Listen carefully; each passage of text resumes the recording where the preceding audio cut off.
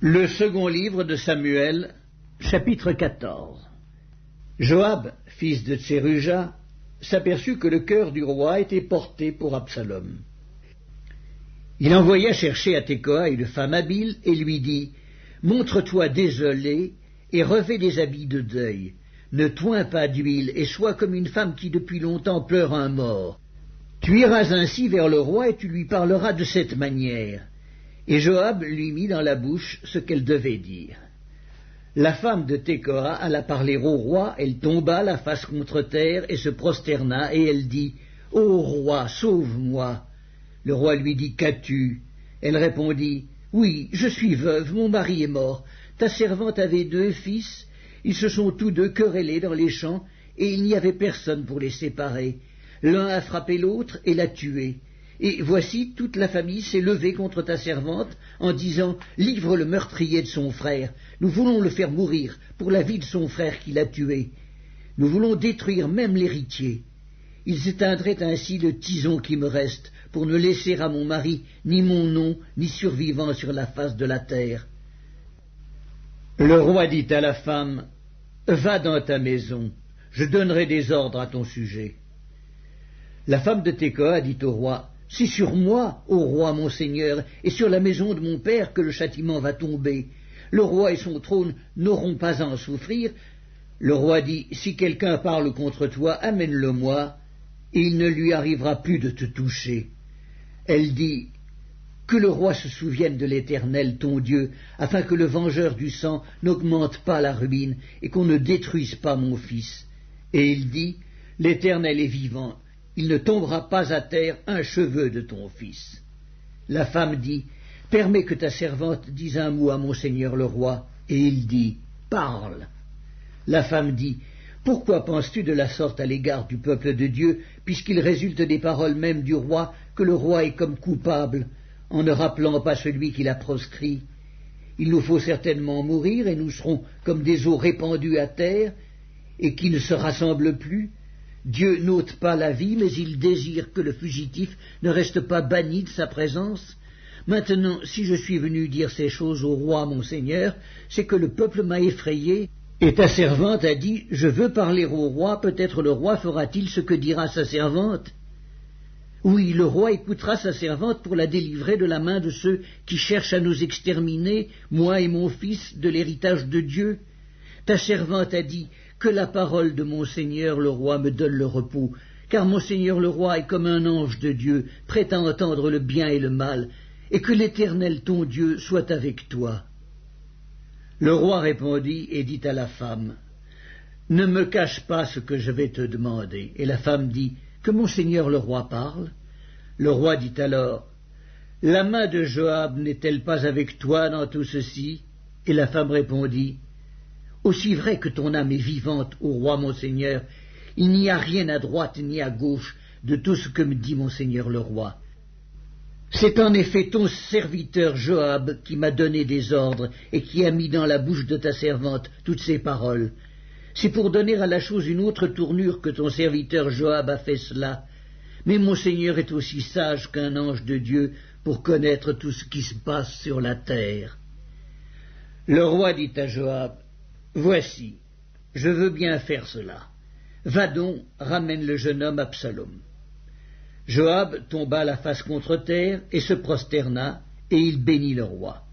Puis il dit « Ton serviteur connaît aujourd'hui que j'ai trouvé grâce à tes yeux, ô roi mon seigneur, puisque le roi agit selon la parole de ton serviteur. » Et Joab se leva et partit pour Guéshur, et il ramena Absalom à Jérusalem.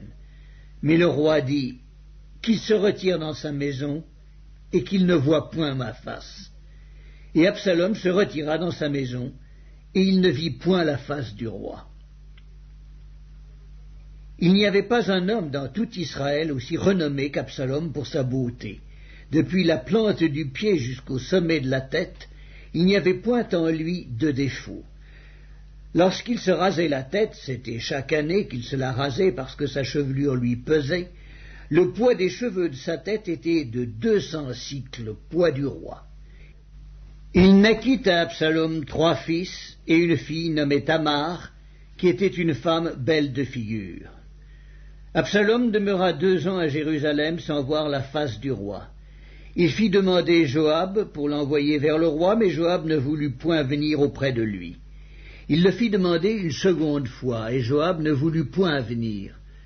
Absalom dit alors à ses serviteurs, « Voyez, le champ de Joab est à côté du mien, il y a de l'orge, allez et mettez-y le feu. » Et les serviteurs d'Absalom mirent le feu au champ. Joab se leva et se rendit auprès d'Absalom dans sa maison. Il lui dit, « Pourquoi tes serviteurs ont-ils mis le feu au champ qui m'appartient » Absalom répondit à Joab, « Voici, je t'ai fait dire, viens ici, et je t'enverrai vers le roi afin que tu lui dises, pourquoi suis-je revenu de Guéshur? Il vaudrait mieux pour moi que j'y fusse encore. Je désire maintenant voir la face du roi, et s'il y a quelque crime en moi, qu'il me fasse mourir. » Joab alla vers le roi et lui rapporta cela. Et le roi appela Absalom, qui vint auprès de lui, et se prosterna la face contre terre en sa présence. Le roi baisa Absalom. Le second livre de Samuel, chapitre 15. Après cela, Absalom se procura un char et des chevaux, et 50 hommes qui couraient devant lui. Il se levait de bon matin et se tenait au bord du chemin de la porte.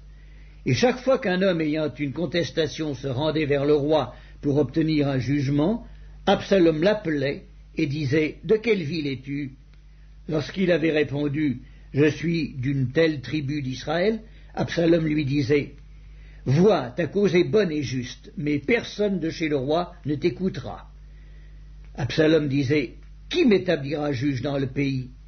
Tout homme qui aurait une contestation et un procès viendrait à moi et je lui ferais justice.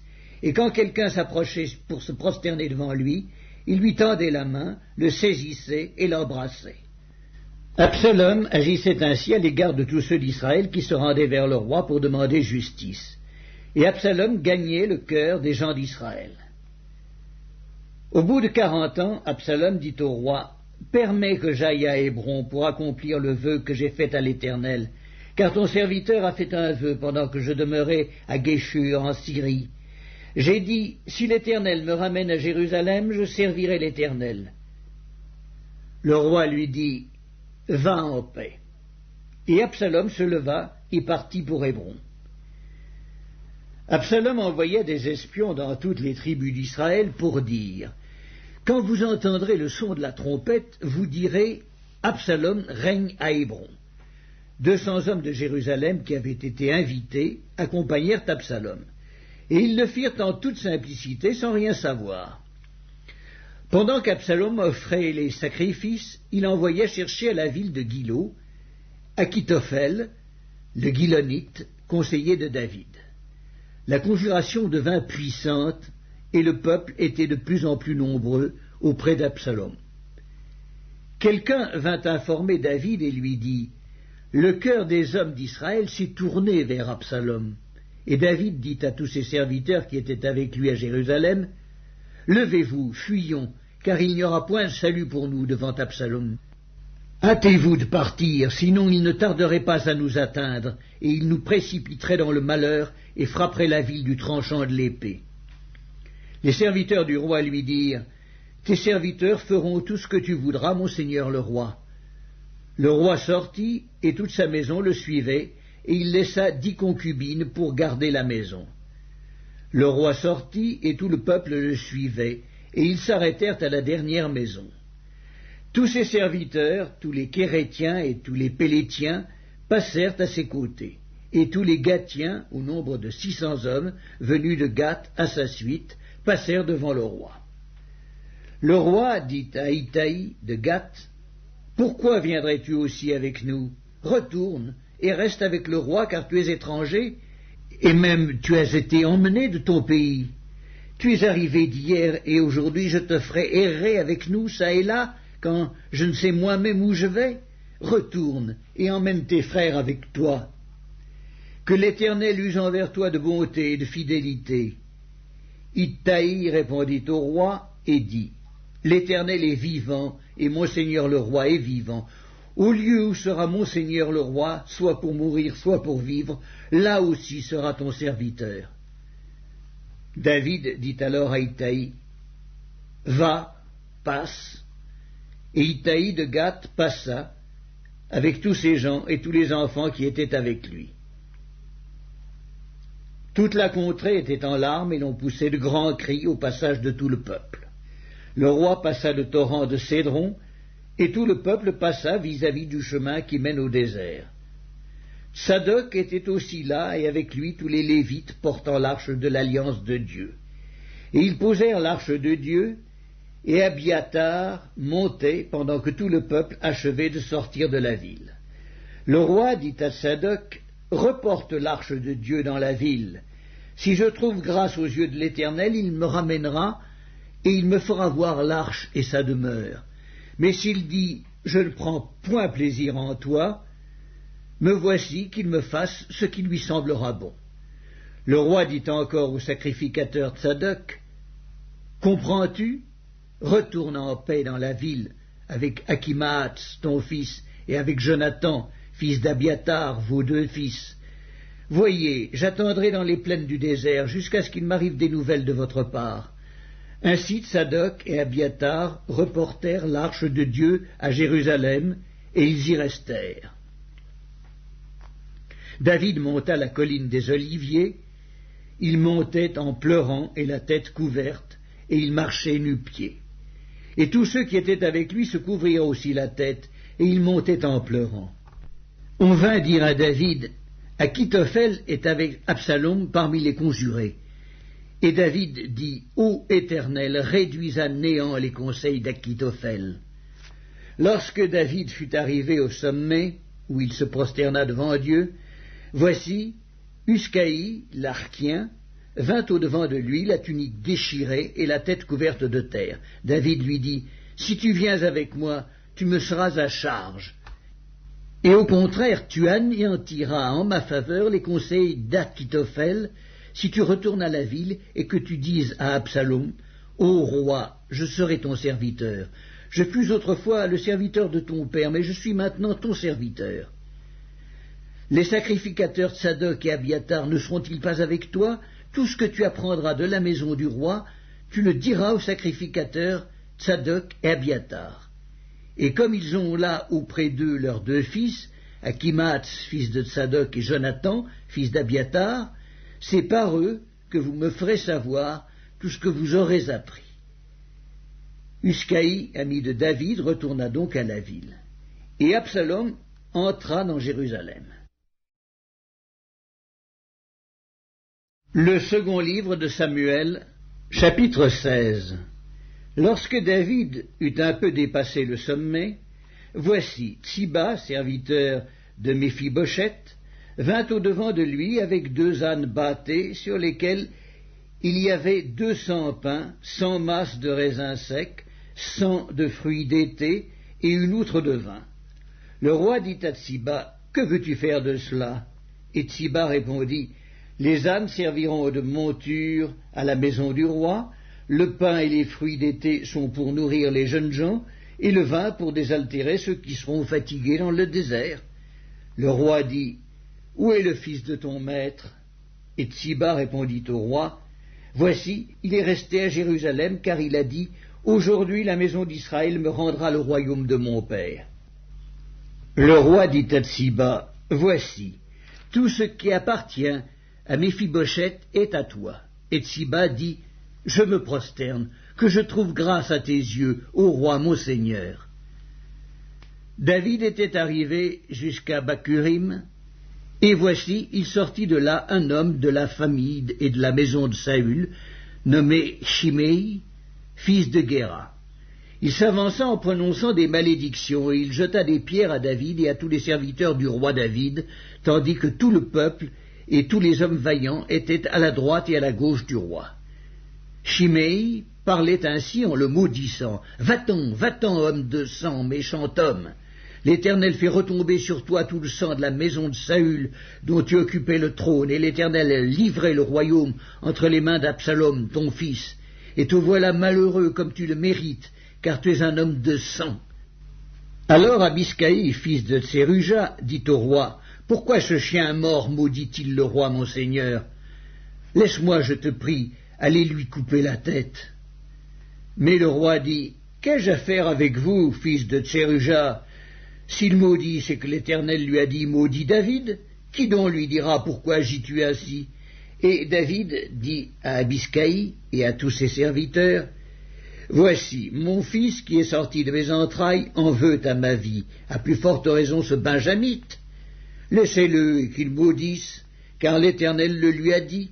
Peut-être l'Éternel regardera-t-il mon affliction et me fera-t-il du bien en retour des malédictions d'aujourd'hui? » David et ses gens continuèrent leur chemin.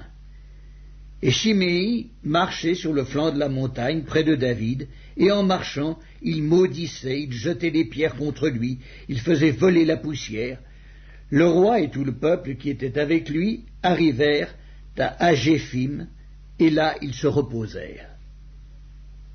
Absalom et tout le peuple, les hommes d'Israël, étaient entrés dans Jérusalem, et Achitophel était avec Absalom.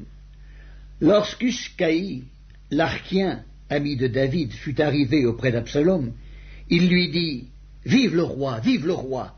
Et Absalom dit à Uscaï « Voilà donc l'attachement que tu as pour ton ami. Pourquoi n'es-tu pas allé avec ton ami ?» Uscaï répondit à Absalom « C'est que je veux être à celui qu'ont choisi l'Éternel et tout ce peuple et tous les hommes d'Israël, et c'est avec lui que je veux rester. D'ailleurs, qui servirai-je? Ne sera-ce pas son fils? Comme j'ai servi ton père, ainsi je te servirai. » Absalom dit à Achitophel, « Consultez ensemble, qu'avons-nous à faire ?» Et Achitophel dit à Absalom, « Va vers les concubines de ton père, qu'il a laissées pour garder la maison. Ainsi tout Israël saura que tu t'es rendu odieux à ton père, et les mains de tous ceux qui sont avec toi se fortifieront. » On dressa pour Absalom une tente sur le toit, et Absalom alla vers les concubines de son père, aux yeux de tout Israël. Les conseils donnés en ce temps-là par Achitophel avaient autant d'autorité que si l'on eût consulté Dieu lui-même. Il en était ainsi de tous les conseils d'Achitophel, soit pour David, soit pour Absalom.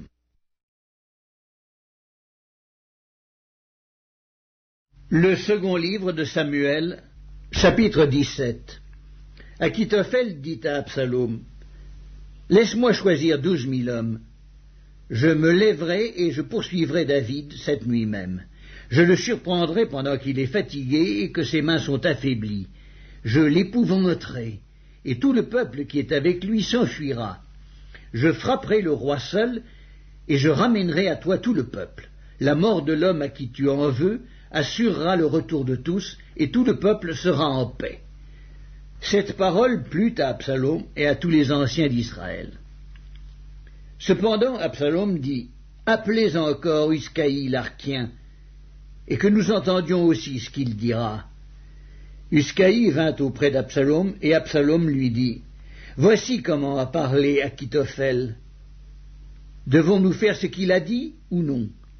Parle, toi. » Uscaï répondit à Absalom, « Pour cette fois, le conseil qu'a donné Achitophel n'est pas bon. » Et Uscaï dit, « Tu connais la bravoure de ton père et de ses gens, ils sont furieux, comme le serait dans les champs une ours à qui l'on aurait enlevé ses petits. Ton père est un homme de guerre, il ne passera pas la nuit avec le peuple. Voici maintenant, il est caché dans quelque fosse ou dans quelque autre lieu, et si, dès le commencement, il en est qui tombent sous leur coup, on ne tardera pas à l'apprendre et l'on dira, il y a une défaite parmi le peuple qui suit Absalom.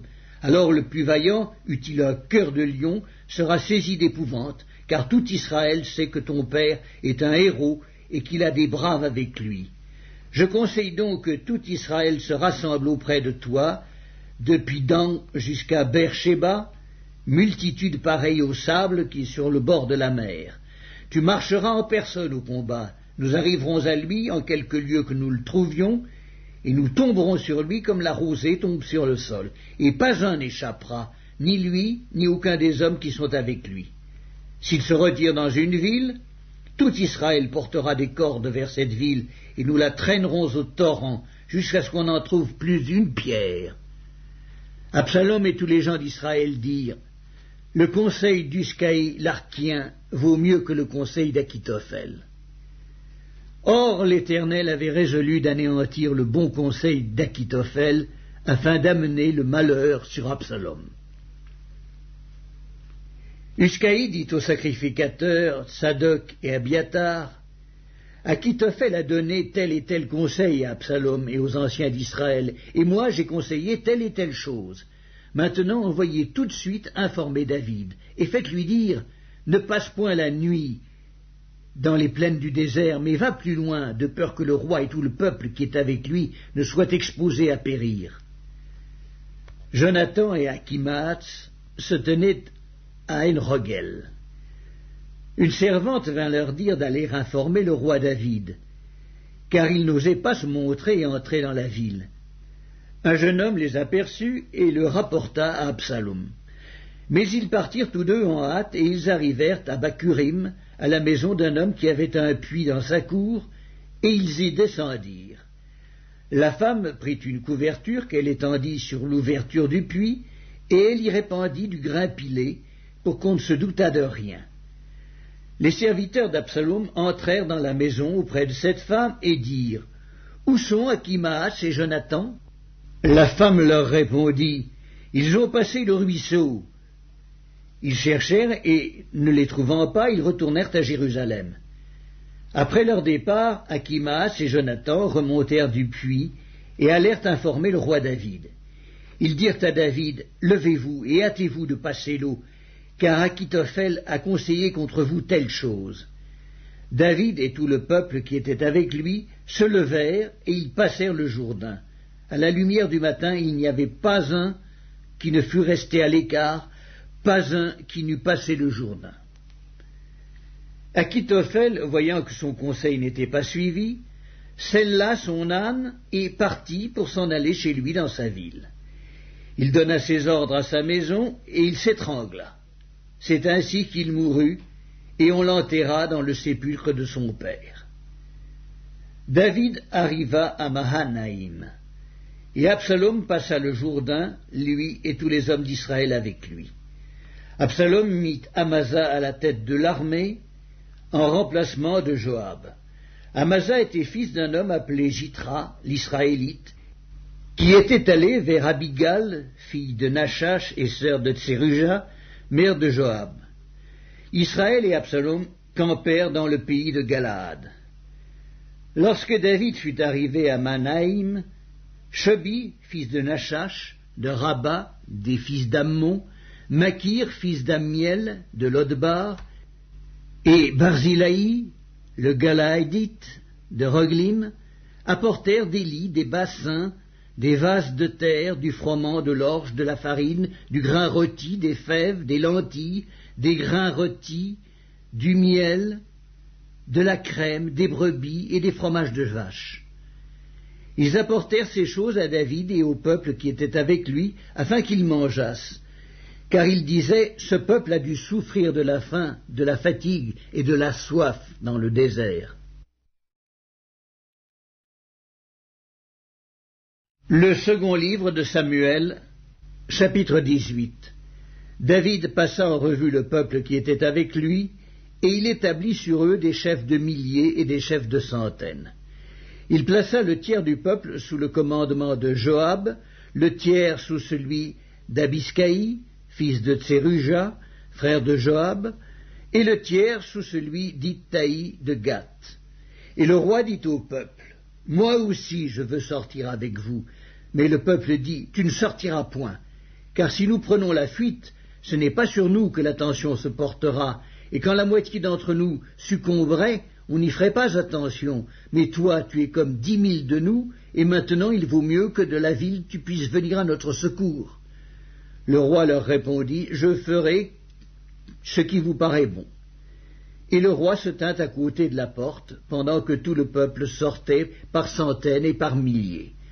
Le roi donna cet ordre à Joab, à Abiscaï et à Ittaï: pour l'amour de moi, doucement avec le jeune Absalom. Et tout le peuple entendit l'ordre du roi à tous les chefs au sujet d'Absalom. Le peuple sortit dans les champs à la rencontre d'Israël, et la bataille eut lieu dans la forêt d'Éphraïm. Là, le peuple d'Israël fut battu par les serviteurs de David, et il y eut en ce jour une grande défaite de 20 000 hommes. Le combat s'étendit sur toute la contrée, et la forêt dévora plus de peuple ce jour-là que l'épée n'en dévora. Absalom se trouva en présence des gens de David. Il était monté sur un mulet. Le mulet pénétra sous les branches entrelacées d'un grand térébinthe, et la tête d'Absalom fut prise au térébinthe. Il demeura suspendu entre le ciel et la terre, et le mulet, qui était sous lui, passa outre. Un homme ayant vu cela vint dire à Joab, « Voici, j'ai vu Absalom suspendu à un térébinthe. » Et Joab dit à l'homme qui lui apporta cette nouvelle, « Tu l'as vu, pourquoi donc ne l'as-tu pas abattu sur place? Je t'aurais donné 10 cycles d'argent et une ceinture. » Mais cet homme dit à Joab, « Quand je pèserai dans ma main 1000 cycles d'argent, je ne mettrai pas la main sur le fils du roi, car nous avons entendu cet ordre que le roi t'a donné à toi et à Abiscaï et à Itaï. Prenez garde chacun au jeune Absalom. Et si j'eusse attenté perfidement à sa vie, rien n'aurait été caché au roi, et tu aurais été toi-même contre moi. » Joab dit, « Je ne m'arrêterai pas auprès de toi. » Et il prit en main 3 javelots, et les enfonça dans le cœur d'Absalom, encore plein de vie, au milieu du térébinthe. 10 jeunes gens qui portaient les armes de Joab entourèrent Absalom, le frappèrent et le firent mourir. Joab fit sonner de la trompette, et le peuple revint, cessant ainsi de poursuivre Israël, parce que Joab l'en empêcha. Ils prirent Absalom, le jetèrent dans une grande fosse au milieu de la forêt, et ils mirent sur lui un très grand monceau de pierres. Tout Israël s'enfuit, chacun dans sa tente. De son vivant, Absalom s'était fait ériger un monument dans la vallée du roi, car il disait « Je n'ai point de fils, par qui le souvenir de mon nom puisse être conservé », et il donna son propre nom au monument qu'on appelle encore aujourd'hui monument d'Absalom. Achimaas, fils de Tsadok, dit « Laisse-moi courir et porter au roi la bonne nouvelle que l'Éternel lui a rendu justice en le délivrant de la main de ses ennemis. » Joab lui dit « Ce n'est pas toi qui dois porter aujourd'hui les nouvelles, tu les porteras un autre jour, mais non aujourd'hui, puisque le fils du roi est mort. » Et Joab dit à Cushi, « Va et annonce au roi ce que tu as vu. » Cushi se prosterna devant Joab et courut.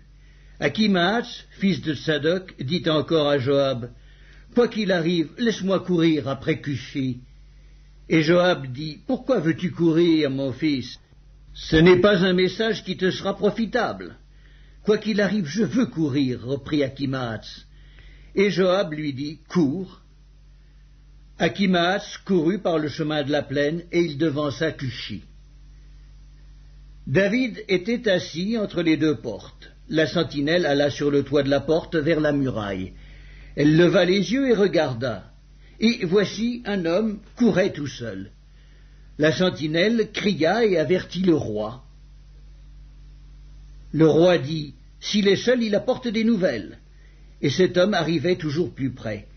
La sentinelle vit un autre homme qui courait. Elle cria au portier, « Voici un homme qui court tout seul. » Le roi dit, « Il apporte aussi des nouvelles. » La sentinelle dit, « La manière de courir du premier me paraît celle d'Achimaas, fils de Tsadok. » Et le roi dit, « C'est un homme de bien, il apporte de bonnes nouvelles. » Achimaas cria et dit au roi, « Tout va bien. » Il se prosterna devant le roi, la face contre terre, et dit, « Béni soit l'Éternel ton Dieu, qui a livré les hommes qui levaient la main contre le roi mon seigneur. » Le roi dit, « Le jeune Absalom est-il en bonne santé ?» Achimaas répondit, « J'ai aperçu un grand tumulte au moment où Joab envoya le serviteur du roi et moi ton serviteur, mais je ne sais pas ce que c'était. » Et le roi dit, « Mets-toi là de côté. » Et Achimaas se tint de côté. Aussitôt arriva Cushi, et il dit, « Que le roi mon seigneur apprenne la bonne nouvelle. Aujourd'hui l'Éternel t'a rendu justice en te délivrant de la main de tous ceux qui s'élevaient contre toi. » Le roi dit à Cushi, « Le jeune homme Absalom est-il en bonne santé ?» Cushi répondit, « Qu'il soit comme ce jeune homme, les ennemis du roi mon seigneur, et tous ceux qui s'élèvent contre toi pour te faire du mal. » Alors le roi, saisi d'émotion, monta dans la chambre au-dessus de la porte et pleura. Il disait en marchant, « Mon fils Absalom, que ne suis-je mort à ta place? Absalom, mon fils, mon fils. »